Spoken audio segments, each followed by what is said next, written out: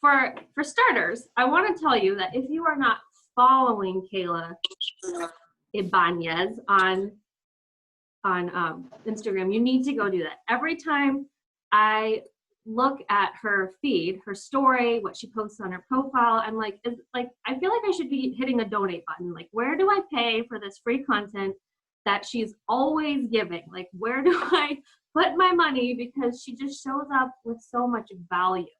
And I know that in the network marketing industry, if you're trying to grow social media, we are taught that on social media, we're kind of like showing our own reality show, our own life. But when I look at Kayla's, it's so interesting because while it's her, it's like she's really making a reality show about all of us. And you see her content and you're like, fully mind-blowing. How did she get inside my head? It's so valuable. Thank you for what you do, because I know network marketing can feel icky to some people and you take the ick straight out of it. So I just want to welcome you to our team call tonight, and thank you for being here.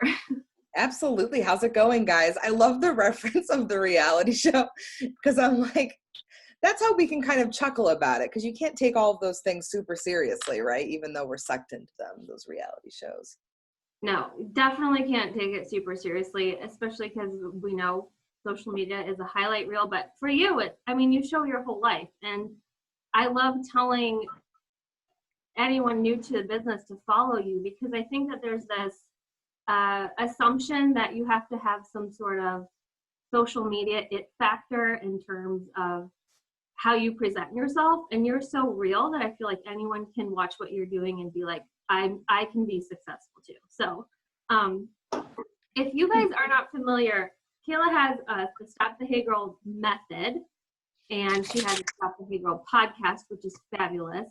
She also has, if you go on Facebook right now, especially if you're tuning into this post-summit, look for the Stop the Hey Girl community on Facebook, because she basically broke down everything that could ever be from Summit and just made it super tangible and actionable. So make sure you're following and her in those places. I don't want to spend a lot of time tonight on everything she's taught, because like I told you guys, it's out there. You can just follow her on Instagram or join her Facebook group, and you will see what I'm talking about. Let me just read you some of her captions if you've ever struggled with any of this.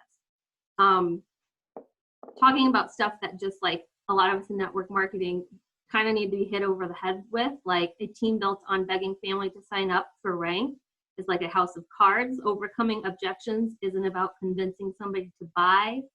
Stop telling women to give up Starbucks and pedicures to afford your products. That gutted me when I read that one. So definitely follow her. Go get all of the free goodness that she offers. But I wanted to talk to you tonight more about the idea of entrepreneurship and who you are as an entrepreneur who is amazing. So can you tell us a little bit about Kayla before the success, before you built a 6-figure business next to your daughter's hospital bed? Like, who were you way back in the beginning? Yeah, absolutely. So I've always been someone that's been really into social media, like MySpace days, like I was all about it. And I was approached because I started actually a MySpace fan site back when I was 14, 15 years old, back when High School Musical first came out, for Corbin Blue, who's now a great friend of mine. He plays, if anyone remembers, I know it's so old now, God, Chad Danforth in High School Musical. And so I was approached because Disney and all their different management companies were like, how can we get these kids' faces and names out there, because promoting on social media wasn't a thing. And so they came to me and were like, hey, we want to bring you on to help us out with projects, and in return, all kinds of internships, money for college, the whole shebang. And so I got to do a lot of cool things as a teenager. I got to go on tour around the US to go to different concerts and run basically kind of like concert events for fans, because they wanted to get on the front lines and didn't know how to do it, the big wigs up at the top. And so that was my experience. And after I kind of ended that chapter, took everything that I took, my money and all my experience, came out to Chicago to live the dream of working as an advertising exec, got my second college degree in Chicago, went to an art school because I was, experienced in life and didn't want that traditional college experience. So, which was fine with me, honestly. But what I learned is that through going through college, I realized one thing is I wanted to have kids younger. It was something I always wanted. And when I was in college is when I discovered Beachbody. So I signed up when I was the end of my junior year. So that was 2011. And I started building my Beachbody business through graduated college. No, well, here, got engaged, got pregnant, graduated college, had a baby, the whole thing, like all in the span of a few months. Like when I commit to doing something, I like to knock it out. And I said to my now husband, I said, well, what if we have a problem? Shouldn't we see like what happens? And we didn't have any problems. God bless. And ended up having our kids back to back. And going into corporate America, you think I've always been a hustler. I go out and set out and do things. So I committed to being the breadwinner, working multiple jobs, as my husband worked on climbing his corporate ladder in IT, which isn't as lucrative and much more growth opportunities as other industries. And I did well in commission product sales in Beachbody. So what I like to say is like where they have like that disclaimer of the different ranks of like, you can make this much to that much. I was at the top end of that, but I never connected with building a team. And what it really hit me were those times, if anyone else has been back in the day, when like three-way calls were the hot thing, is I was getting on three-way calls with people who treated me like crap in high school because I wanted them to hit a rank, and it just made me feel like crap. So after a while of doing okay with commission sales, I ended up pulling back because I wanted to hustle more in the 9 to 5, thinking, okay, if I take this energy and hustle more here, it'll pay off faster. And what I learned working in a male dominated industry is that's just not true. And I was kind of stuck in that hamster wheel that I know a lot of you might find yourself in, of thinking, if I just work harder, if I just show up more, if I'm just the yes girl for somebody else, that eventually someone's going to notice me and treat me the way that I deserve. And I spent a good 5 years doing that. And I feel like the universe sent me a lot of get out of jail free cards to get out of that. But I was just so in like, no, I'm going to prove that I can do it. I'm going to bring pie charts and all of these results of what I've accomplished to these old men at the top and say, look, I deserve to be paid what I deserve. And it never worked out. And so I'd like to say it was the universe that was like, you didn't listen to me before, we're going to knock you on your ass. And what that turned out being was my very healthy 3-year-old went one day healthy, one day was on the operating table about to die of septic shock. And what was a ruptured appendix, and she didn't give us any signs other than just kind of being a crabby kid. And it had been burst for a few days. So I don't know if anyone's ever had an appendix burst. I hadn't, but literally like she was just a whiny kid, and they were like, how she wasn't like in complete agony is beyond us. But she, as I come to find out that she's a warrior, we were in the hospital for over 14 months straight, and then a couple other little chunks of time since January of 2018. And if anyone's been in the hospital for any length of time, I feel like even when you're there giving birth, right, it's like 2 to 3 days, feels like a month. Imagine months. It feels like years. The world is moving on the outside, and you're just stuck in this, like, honestly, it's a Groundhog Day. Doctors round, nurses come, child life plays, you repeat and do it all again, waiting for answers. And I had time of sitting there like, what the heck am I going to do? Because I don't know what's going to happen with her. I don't know when we're going to get out. I don't know how these bills are going to get paid. And so the realization came of, I can sit and wait and see what happens to me, or I can take control of that back and decide for myself what's going to happen to us. So that's all the way back in a nutshell, roughly over the past 15 years.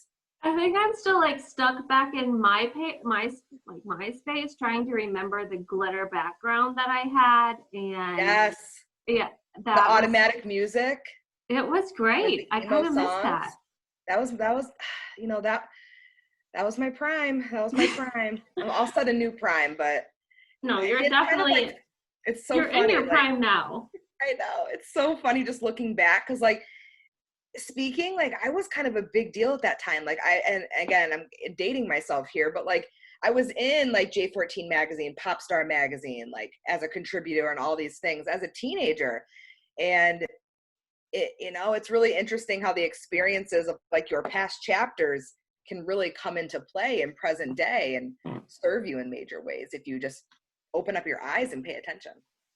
So it sounds like you've always had hustle in your DNA, like some sort of entrepreneurial fire in your heart. Would you say that's accurate? Like, Yeah, I would say like when like I was the person that like made photocopies of babysitting flyers on my dad's fax machine to go put in like neighbors' mailboxes.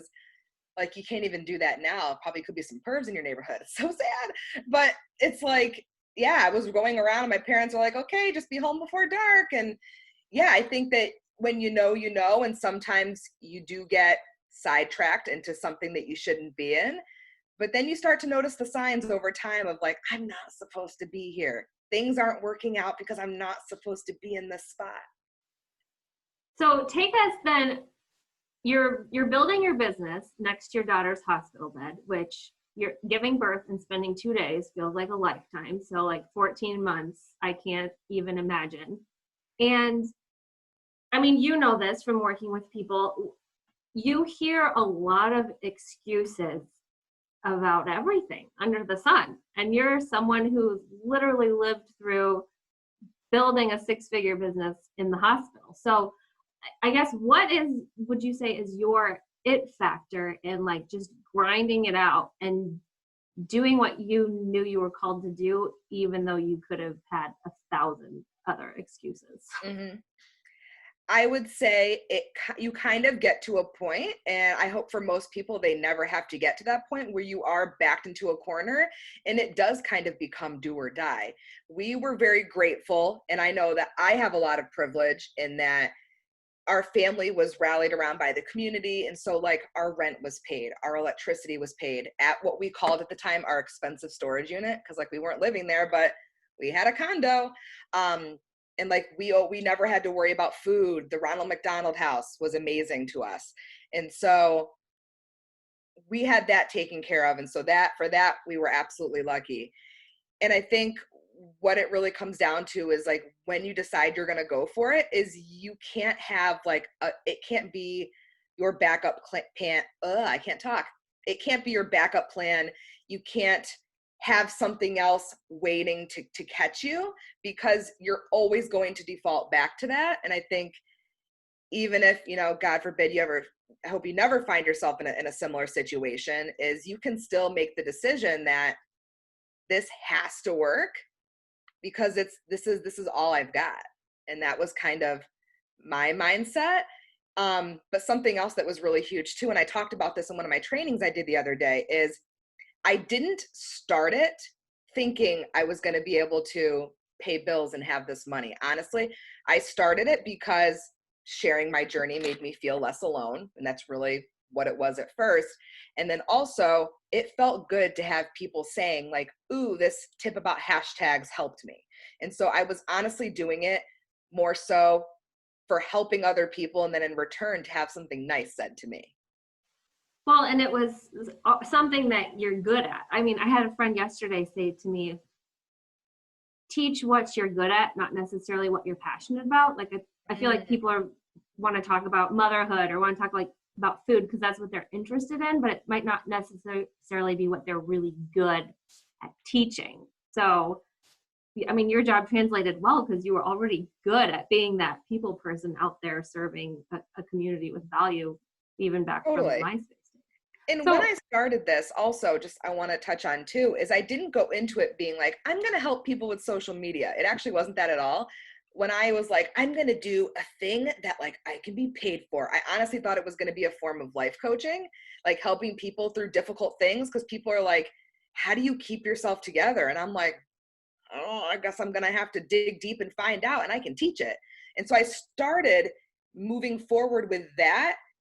The social media stuff came organically through action. So that's a big thing too. People are like, I'm going to wait for clarity. I'm going to wait to know what I'm supposed to do. And that's one of the biggest mistakes. You're going to be waiting the rest of your life. You start taking action and it directs you to where you need to go. So then you look back and you're like, man, that's so funny. I thought I was going to be a life coach. Look at me now. And so you never know what your path's going to look like until you start actually walking on it. Oh, I love that. Like momentum takes you to places that you didn't ever see yourself going. 100%. I love that. So what would you say to a woman watching this who's like, okay, Kayla obviously had a bunch of success before she even did network marketing or social media training, and she sounds like a firecracker, but I don't feel like I have this entrepreneurial like fire in my belly the way she does. Like, how can I succeed? What would you say to like that woman watching who maybe just wants to be really good in her zone of genius, talking about Beachbody or Plexus or whatever company she's affiliated with, but just doesn't have that confidence there yet?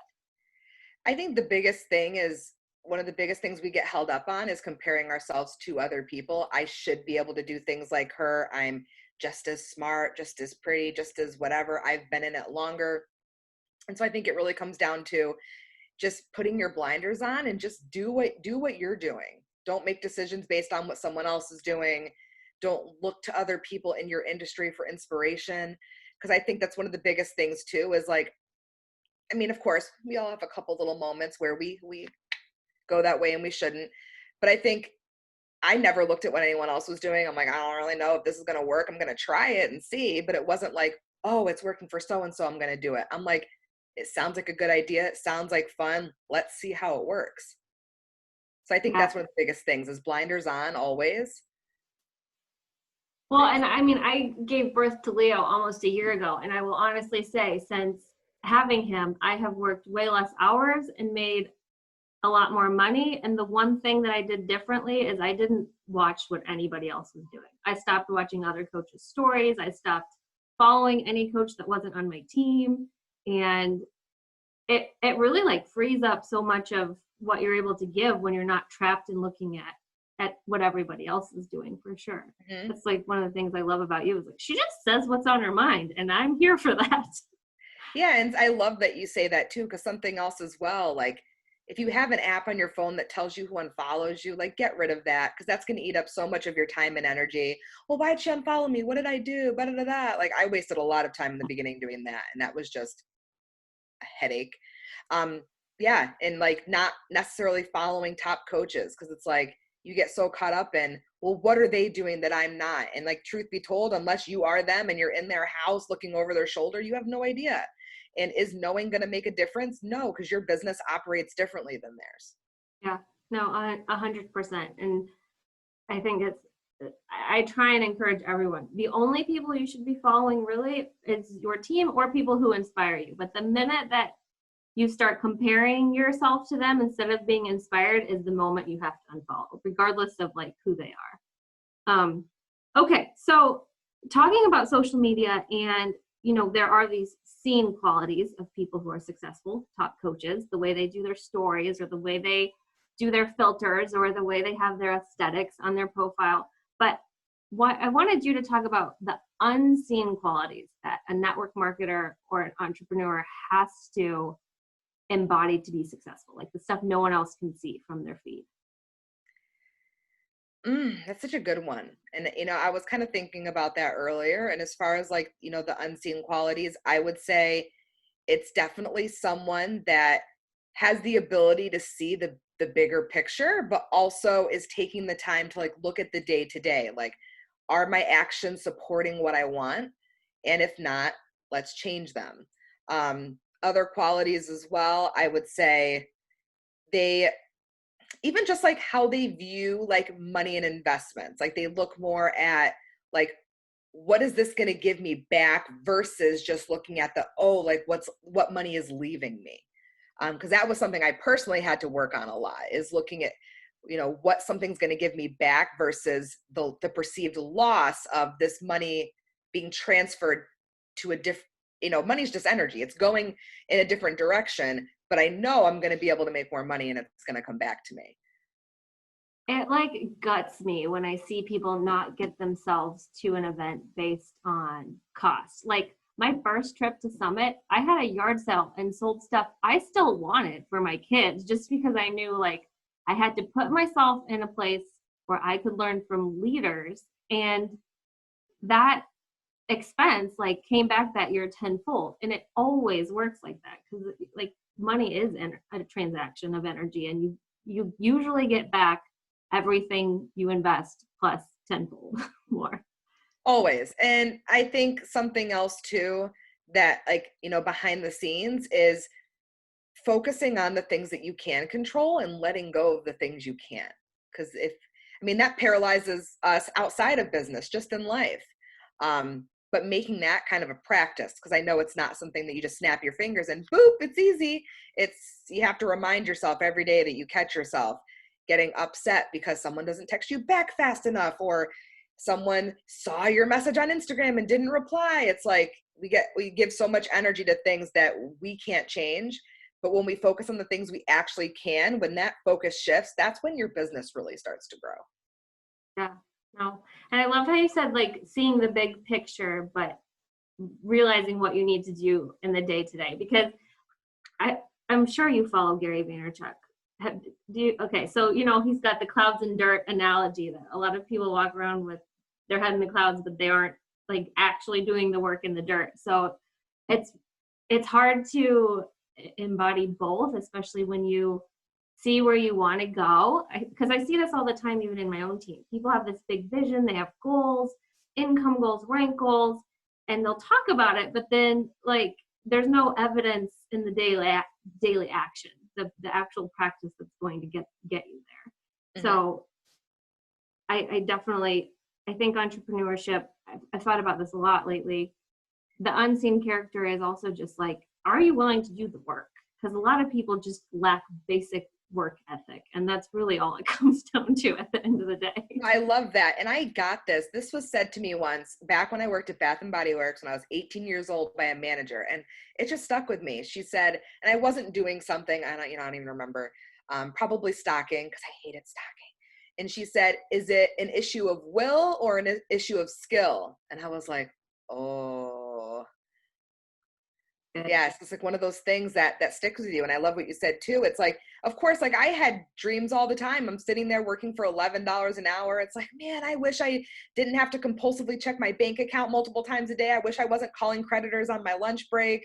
I wish that we could go on a trip as a family. And it's like, but are you really, are you willing and deciding that you're willing to do what it's going to take to get you out of that situation? And for many years, like the true answer was no, I wasn't ready.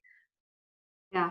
And it does come from a place of being ready, because you can teach people all day long, but you can't do things for them. And that, I wish I could just transfer like your energy to everyone on the call, or Team Beachbody at large, because it's really such an amazing company that everyone can do amazing in, but they have to step into that. And that's the hard part, where the rubber meets the road. Mm-hmm. I did want to take you on a fun, so I wanted you to imagine that you started your own network marketing company. You are Carl Deichler with a different set of products. You have to come up with, how to motivate a team.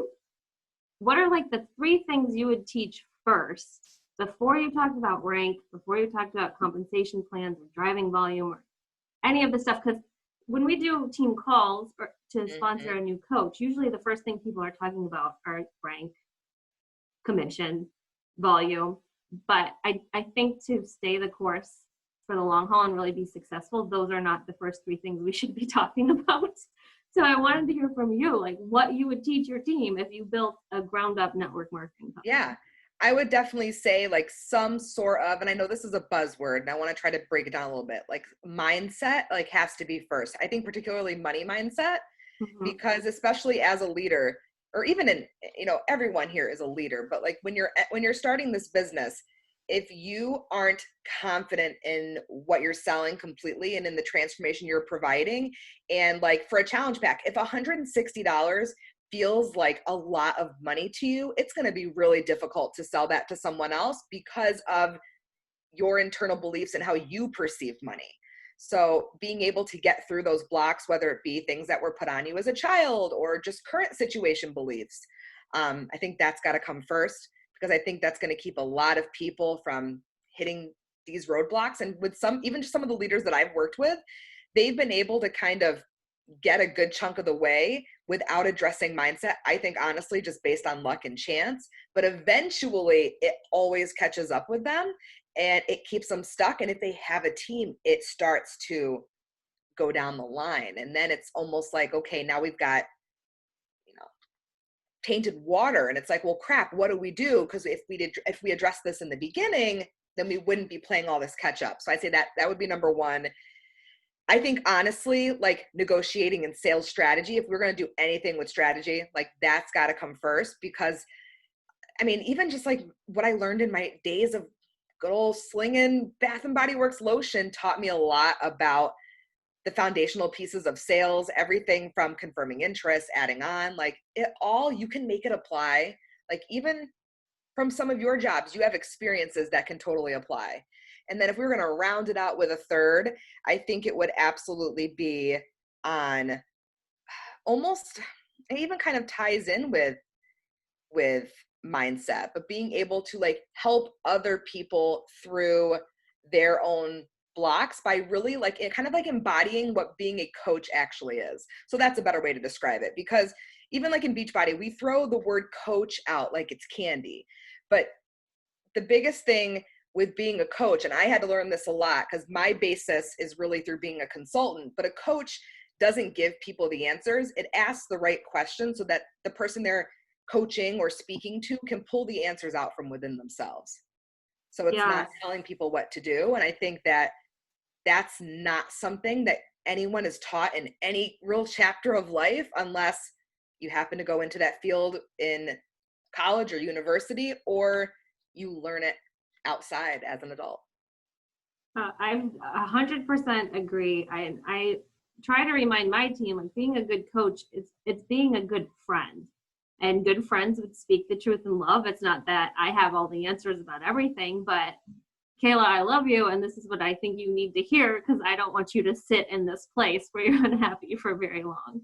Um, I love Exactly. And it. like, and something too, like when people, even some of my clients, they come to me and they'll be like, uh, what do you think I should do about blank? And I throw this back at them and they're like, oh, I knew you were going to do that. I'll say, well, what do you think you should do? Mm. Like they know what they need to do. They have the answer. Sometimes they just need a little bit of reassurance. And like, I want to give you the pat on the back, but I also want you to be just as confident in what you're going to do, rather than saying, oh, this is what Kayla says to do. Yeah, you're so right. A lot of the answers are already inside of us. We just need someone to force us to verbalize them. Um, okay, I want to back up to number two. So money mindset, you said, is number one. 100,000% agree. One of actually another Kayla taught on money mindset that like one simple trick that I never thought of was actually like say a prayer of gratitude when you pay your bills. Like, thank you so much that this credit lent me money so I could cover this, and now I get to pay it back. And that's like, I was like, most people get their bills in the mail and complain. Like the idea that you would be grateful for your ability to borrow and then pay back is just a totally different shift in perspective about money that I'd never even thought about. But for sure, if money is hard for you, start there. Because growing up in a church, money was a very hard thing for me, because you're just taught basically money is the root of all evil, and it's not. Money is energy. But number two, you said negotiating sales strategy. Walk us through that. Like, Yeah, absolutely. Because I think, and I'm even listening to a great book. I want to listen to it more before I like recommend it. But even just looking at like sales and negotiating really boils down to like, can I understand what someone wants, and can I show them that I have the solution in a way where they make an empowered decision whether they want it or not. And either way, like I'm okay with it. Because when a lot of people, when they get into this industry, they get into it with really no sales experience.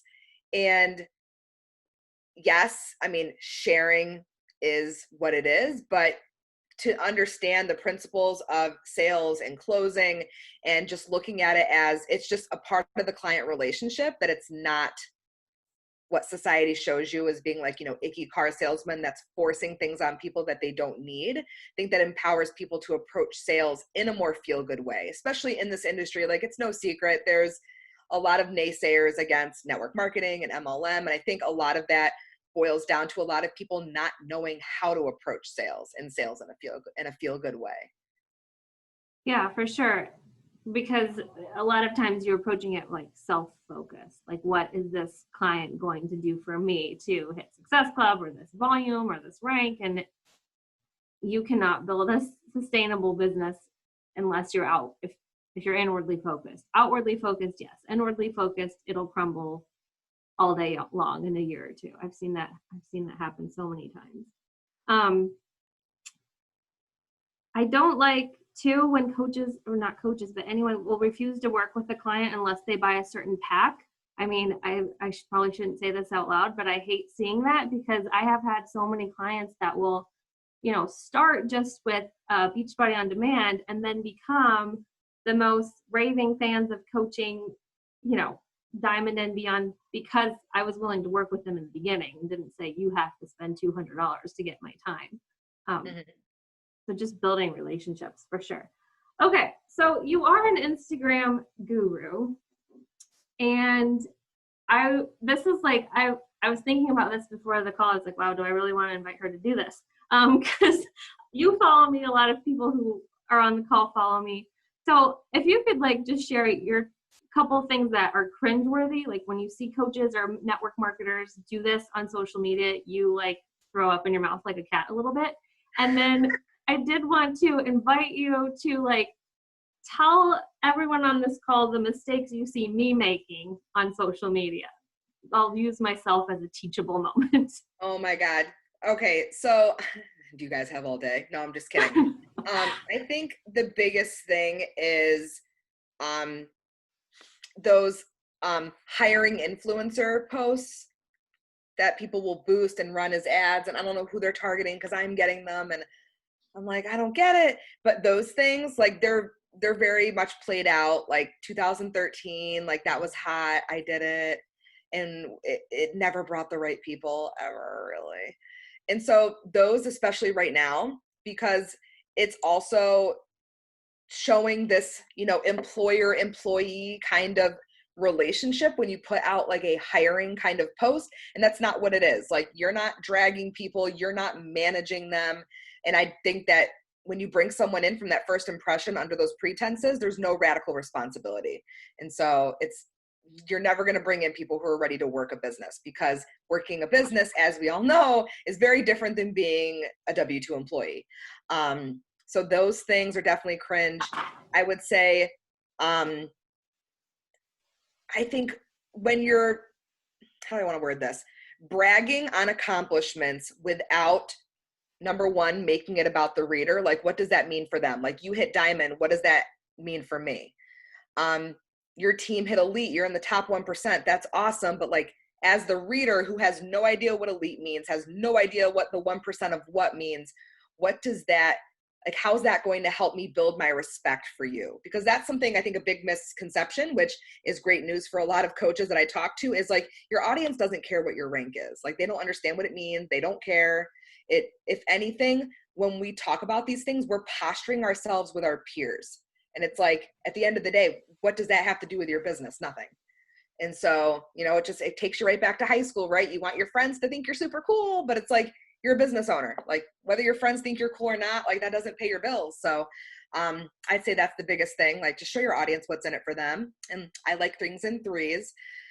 So, and it's so funny. It's normally you think I could rattle these off, but mostly I just try to be solution oriented. So it's kind of fun. I guess my parodies I kind of joke about some of the cringy things. Oh, here's another one. Talking about a Shakeology flavor that people can't buy anymore. I mean, granted, we're kind of past that. But when everyone's mixing, I did a parody about it, mixing their shake, but their customers can't get it, that's going to negatively impact their feelings towards you because they have a loss aversion. They're like, oh, well, I want it, but I can't get it. And there's no way that I can get it. I had hopes for a restock, but that was crushed. So it's like, you know, you can't just say, oh, this is so good. This is root beer. But like this flavor is not available. So that sucks. It's like, they're not going to want the other one because you just talked about how great this flavor was. So just kind of thinking about like kind of a little bit of buyer psychology there. You don't want people to already have a negative feeling towards you before they buy anything. So I'd say those are the biggest ones. And then if you really want me to rip you a little bit here, Ashley, I mean, you know, if I do like, I will let you rip me because I think it's a learning experience for everyone. and honestly, like, I really don't like go through people's stuff and be like, oh, that sucks. It's like, I notice on things over time, and I notice when people come to me with specific issues, I pay attention to like, what are some of the common threads? And oftentimes what it really boils down to is not showing like, what does it mean for them? So even like, I think that your language is pretty good, Ashley. I'd say like as a whole, just this is more of like a tactic meets strategy perspective more so, is that it's very like good influencer content, but even a little bit more of like using infographics for education, like not even related to the business. Like, cause you've got like the good influencer and you're speaking out in the movements about, coming up July 30th. And like, that's awesome too, really bringing awareness as well. But also I think throwing in some education. I noticed you do that a lot actually, and people who work with you is creating those infographics, which this is probably old mindset because a couple years ago, an infographic would not play well on Instagram. It had to be an original picture of you. So like, that's something that's constantly in my mind. And it seems like the infographic is making a comeback and people love them now. Yeah, and carousels. Like carousels are doing super well. Like in my company, like I have an in-house designer who also does like work for other people. And that's been something that she's been testing for a while. And carousels have been shown to not only boost traffic on that post, but help support the posts around them. So people go to one, they're excited, they're like, wow, that was good. And they start clicking around on others. And they also just help boost authority and show that you're not just someone who's messing around on the internet, like you're giving kind of that extra mile to, because like it's easy to throw up a post of ourselves. Like that's easy with a cute little quote, sunshiny day, yay. But it's like, no, I'm like giving you like my 3 tips. Like it can be something basic, like my 3 tips to make a good hard-boiled egg. Like if you know something cool to make it peel and all nice, you put it on a cute little Canva graphic, people are going to be super excited about it. Yeah, and I think that's a good point, like hard-boiled eggs. It doesn't have to be remotely related to what you do. I mean, I did do an infographic on trafficking victims that performed really well, and that's so far outside of the wheelhouse of my brand, but it resonated with people because it was, I don't know, relevant for the times. Totally. I think that you said people are a lot of times posting to posture with their peers. And I think about the times that I've crafted a social media post. And if I'm honest, it was almost more with how are people within my company going to receive this rather than people I would love to work with who know nothing about me or my company. So really good gut check. Just, are you posting for you? Are you posting for your company as a whole? Or are you posting for the people who you're going to be able to serve? Yeah. And I think also like just speaking, I know you've got a couple other like friends from other companies on there, and I'm not too familiar with them as much because I've been in Beachbody since 2011. I think another thing that we can do as a whole within our company and within our teams is be vocal about being more inclusive and diverse. I mean, especially Beachbody, like every summit, it's like everybody looks the same. So how can you speak and show that like, I'm not just looking for people that look and sound like me. I'm really making an effort to bring in people from different backgrounds, different skin colors. That's something else that I think the industry as a whole and that people can do to be leaders in this, like even just, and this is kind of more like my feelings on it, like see a lot of people in Beachbody speaking out about sex trafficking, which is huge, like bring awareness to it, but don't just go radio silent about what you were talking about in June. Right. So that was No. something else too, to be able to still like speak out, bring in different people to your team and show, because if anything, honestly, it's going to help you be able to bring in more people to this amazing community, is to show like, I want you to be a part of this group and here's why. Like, I want us to be a melting pot and we don't all have to look the same, sound the same. So that's something too, is going to be huge, especially in 2020. No, I really like that. And I know a lot of the people that I've brought into my own network, whether teammates, clients, or just like really good friends online, I met talking about something that had nothing to do with my offer whatsoever. And I think coaches get into the trap of, you look at their feed and everything is holding Shakeology or workout, or like, what else is there to you that you can share that's going to resonate with people in a big way? I love that. And I think some of the, other than like the big influencer coaches, and I know like you actually know who I'm talking about, some of the ones that like, even just looking at some of the big names announced at Summit, like, who were like maybe not Beachbody famous, but are in like Legacy Club and like even multiple star diamonds, they are known for other things, not just fitness. Like even if it's like small things, like being big Disney fans and like doing all these different things. So it's like, yeah, find the thing that brings you joy that can be a part of your brand that isn't necessarily linked to health and fitness. Yeah, no, I love that. Does anybody have any questions for Kayla? I know I said, what's a carousel? Taylor, thanks for answering that. I don't do nearly enough carousels, and they do. Yeah, carousels are just awesome. Like you can use them to share like social proof and client wins. You can use them to just give tips, step 1, step 2, step 3. You can even use them, honestly. Here's something that I don't see, like to talk about, like, here are different ways you can work with me this year. I have this group coming and then this one in September. So different things like that to show people that like, I'm not just pulling groups out of thin air. Like I have a plan. And when you show people, even if it's not perfect, because I'm not the organization queen, but I am a systems queen. So even if you just show people like, oh, I actually have something that's coming and I'm not just making up these groups, they see you as more of an authority and they're much more likely to respect you as well. Yeah, I loved your plan for the rest of the year you shared, because if you see that someone is mapping out their year, you take them seriously as a professional.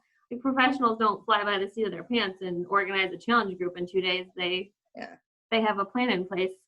And you guys have everything that you need to do that. Like, what's coming in October.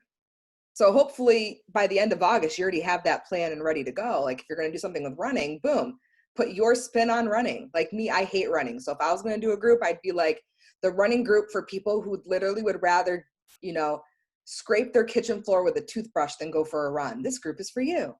Like, what's coming in January. So you can have a whole ramp up period to get people ready for whatever fresh shenanigans autumn is bringing with this fancy little door thing with bands and. Yeah, that I've got to figure that one out too, because it looks like deep. You do have on your Instagram highlights of you auditing people's stories, right? Talking about hashtags. There's a highlight on that. Kelly, 2 Kellys, do you have any quick tips on growing your following when you're just starting out, and like hashtags? It seems like hashtags constantly change.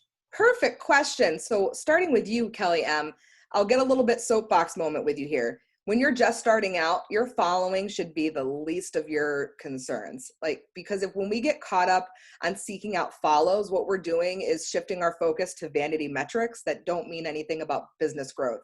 You can have 100 raving fans and it be more powerful than someone that has 5,000 followers, but only 40 of them care about who they are. So rather than working on following, I would first honestly focus on nailing your content, because I like to look at it this way too. when we go out and we want new eyes, right? We want to bring fresh eyes and fresh leads. But if your content is trash, they come to your page, they're like, nah, I'm good, and they leave. And so if they won't even give you a moment to learn about how amazing you are, if it feels like your content is self-serving or if it's just thrown up haphazardly. So I would focus on that first. Then when you bring eyes, they're like, oh, this is so cool. It's like she knows me and she's got such good stuff. So I would do that first, especially when you're new. Like, teach on things that you're good at. Of course, share your story and show up as if you already have the audience that you want, like with the same excitement, the same gusto. And that's really going to help you get that competitive edge when you're just starting out. And then as far as hashtags, one of the biggest things is when you go into hashtags looking for people, if you're like, how do I find them? Where are they hanging out? Here's my best tip. What are they bragging about? What do they want other people to know about them, right? So like, we've done this a lot, right? We post to please our peers. We want them to think we're cool and exciting. Your audience is doing the same thing, right? Like when they get a Peloton, they post their Peloton workout because they want people to know they have a Peloton. I'm sure half the reason I bought a Peloton, honestly, is because I want people to know that I have one. It's a status symbol. The same reason I want that stupid Louis Vuitton never full bag. I can get a bag at Target. It's a status symbol. So she's likely talking about other status symbols. People go to Starbucks versus other place, status symbol, or go to the boutique coffee place because they want to show people that they're cultured. So what are they bragging about that they're buying? Like that's where they are. So go in, compliment their status symbol, and start talking to them there. Oh, that is like, so I want a Peloton and I hate cycling. I just want a Peloton because it seems like I should want a Peloton and I literally hate cycling. I'm not a cycler either. My husband uses it more than me. And I'm just, I'll admit, I think I'm really good at understanding consumer behavior because I am like the queen consumer. Like you could probably sell me anything. I've never connected what are people bragging about. I've never thought about that before. That tip in itself is gold for hashtagging. Are you a hashtagging? Guys, write it down. Write it down. Are you hashtagging right now in your caption or in the comments? Does it matter? I honestly, this is something I've looked at in various account sizes over the years, and people have come up with these random stuff. 11 hashtags, 7 hashtags, always use all 30, and you can put them either or. I have not noticed a long-term performance difference of anything. And of course, Instagram could change that, but for the time being, it's whatever looks the best to you. I like putting them in the comments so that my caption can stand on its own. And no one thinks that you're spammy if you use hashtags or that you're trying too hard. That's a limiting belief. No one thinks that. I love looking at what people hashtag. I have zero problem with it. Yeah, it's like, oh, she uses hashtags. Oh no, I'm not working with her. Like, no. I've had people really concerned about that. And it's like, no one does. Do you use Hashtag Expert at all? Are you familiar with the app? I don't use any third-party apps because especially when COVID happened and Instagram and whoever their parent company, Facebook, wherever, had everybody working from home. Now computers are doing most of their like spam tracking activities, which of course, as we know, computers are wrong a lot. And so people are getting flagged even more for using apps. So I would not link any third-party app to Instagram. So Hashtag Expert, you can like copy and paste. Does that matter? Because I could. Oh yeah, you can copy and paste. Oh. Copy and paste is fine. Just anything posting on your behalf or anything, or reading analytics on a third party, I just wouldn't do it. Instagram gives you great analytics. Right. So if you struggle to come up with a Hashtag Expert is an app. Like I could put in motherhood as the hashtag, but then it would generate a list of hashtag targets of like 500K or less. So I can really like niche down what hashtags I want to use in a post. Yeah, I think it's a great thing to get started with, totally. And I would just develop your own, like a few lists of 30. I save mine to the notes section on my phone. So when I'm ready to post, I just go grab a group. I mean, by now I've got well over 5, but if you can get 4 to 5 to start, that's great. And just copy, paste, boom. Yeah. And if you're new to Beachbody or you're new to your own network marketing company, please stop hashtagging your company stuff. Like Beachbody coaches, hashtag Beachbody. I'm like, what are you doing? You're just attracting a bunch of other coaches to your page. Okay, so you guys, if you have one other question, leave it here. I did want to end with this question because COVID has been freaking hard for all of us. And usually when you're operating at a high performance level like you with your podcast and your academies and all the just constant content that you are gifting the world, you have to really protect your energy.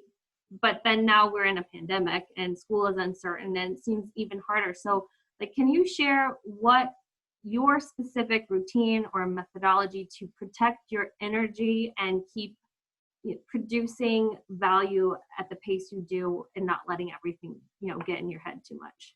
Yeah, I would definitely say like boundaries are a huge thing. Like I have certain like hours I respond to DMs and certain hours that I respond to clients, and even like setting up boundaries at home. Like my family knows like when my door's shut, unless it's an emergency, like please don't come barging in here.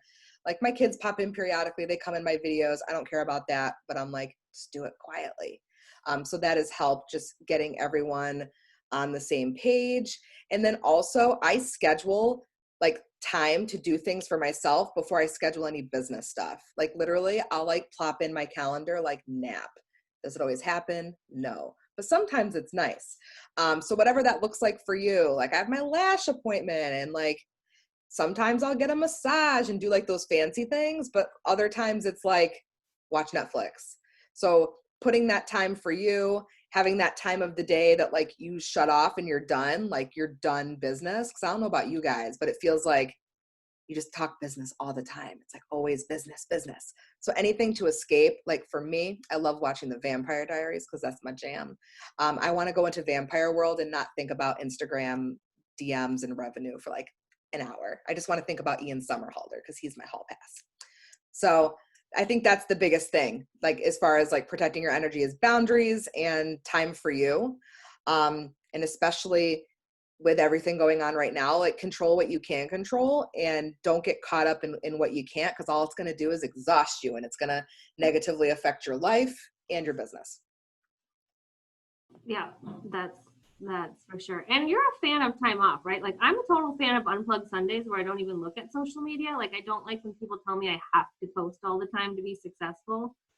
Totally. Yeah. Like my biggest thing is I don't have social media notifications on. I mean, I'm on something to some degree.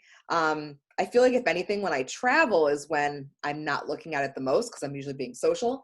So I understand now it's really hard because we have time where it's literally just us, our family, and our phones. So like, if anything, what helps you unplug? Again, for me, it's like watching Netflix. If I can get pulled into something, I put the phone down because I am very attached to my phone, not gonna lie. So yeah, and also I think, yeah, like scheduling like days off, like where you're not talking to challengers, like where your team, like they're fine.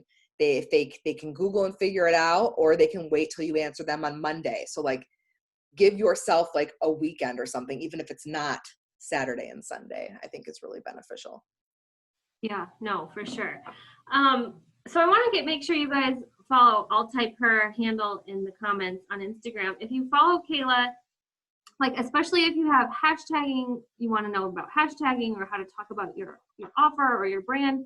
Like I've learned so much from just watching her highlights. And if you follow her for 2 days, you're gonna feel like a network marketing pro already, just because she just gives and gives and gives. So make sure you're following her and join the Stop the Hey Girl Academy on Facebook. Definitely check out her podcast too. But Kayla, do you want to talk about, I know you're like kind of starting to talk about what you're doing the end of the year. How would someone like brand new to network marketing, what do you think the best thing they could do to work with you? The best way to work for you? Yeah, honestly, like if you're brand new, I would say like I love the idea of looking through the highlights.